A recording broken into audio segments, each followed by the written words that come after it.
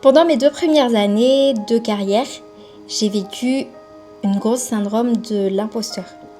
En 2024, quand j'ai décroché mon master spécialisé en QHSE, qualité, hygiène, sécurité, environnement, mon plan était très clair. Je voulais trouver un poste d'ingénieur QHSE, sauf qu'en réalité, ce n'était pas vraiment si facile de trouver un travail dans sa vingtaine.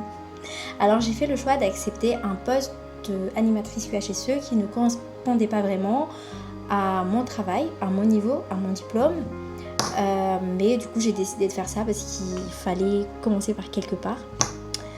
Donc une fois que je suis en poste, je me sentais complètement débutante. Je faisais mon travail, j'essayais de proposer des idées, mais au fond de moi, je me sentais complètement nulle. Je me demandais chaque jour si j'étais vraiment à ma place. Et au bout d'un moment, la situation elle est devenue un peu plus inconfortable et j'ai voulu partir.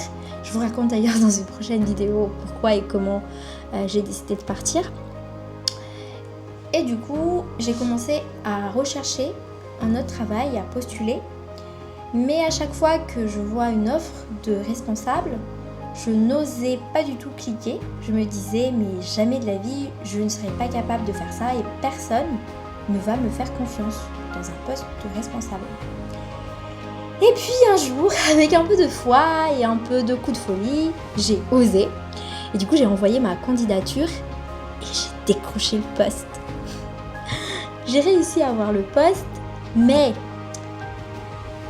en fait, j'étais pas vraiment capable d'en être fière parce que j'avais peur. Et c'est exactement ça, le syndrome de l'imposteur. Si vous vivez ça en ce moment, vous allez sûrement reconnaître ces 3 points. Déjà, premièrement, c'est la peur d'être démasqué par vos collègues et qu'ils réalisent que vous êtes en fait nul. Et deuxièmement, c'est la peur de ne pas bien faire votre travail. Et troisièmement, c'est le réflexe d'attribuer tous vos succès à la chance ou au hasard, au lieu de les attribuer à votre compétence ou à votre mérite. Alors du coup, comment on fait pour s'en sortir petit à petit de ce syndrome?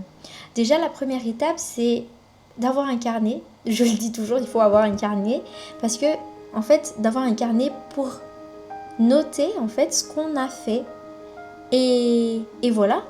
Et en fait, il faut noter et quand on note, on finit par accepter nos réussites. On reconnaît ce qu'on fait de bien, même si c'est petit. Et ça, ce n'est pas du tout être prétentieuse, c'est juste être factuel que j'ai fait quelque chose. Donc, en fait, même moi en ce moment, j'essaie toujours de faire ça, de noter mes micro-victoires, mes micro-accomplissements. Et deuxièmement, c'est de rester vraiment dans ses objectifs, de ne pas du tout se comparer aux autres, d'essayer toujours de s'améliorer petit à petit. Et vraiment essayer de s'améliorer petit à petit en fonction de vous, pas aux autres. Et moi aujourd'hui aussi, ce qui m'aide vraiment à avancer, c'est ce que je suis en train de faire en ce moment, c'est d'en parler. Parce que c'est tellement libérateur de pouvoir aborder ce sujet et d'exprimer cette peur qu'on cachait aux autres. Donc j'espère que le fait d'avoir osé parler va vraiment vous aider à ne pas vous sentir seul dans votre situation. Parce qu'on est dans le même bateau. Mais du coup, j'ai envie de finir quand même ma vidéo avec une très belle phrase. C'est que le syndrome de l'imposteur ne touche pas les personnes incompétentes, il touche celles qui veulent bien faire et qui aiment passionnément leur métier. Et du coup, je fais mon travail, j'apprends tous les jours et petit à petit, j'apprends à me faire confiance. Donc aujourd'hui, si j'ai un bon poste, ce n'est ni par coup de chance, ni par un hasard, c'est parce que je le mérite. Voilà. J'espère que cette vidéo t'a plu et je te dis à la prochaine, à demain pour une prochaine vidéo. Bye!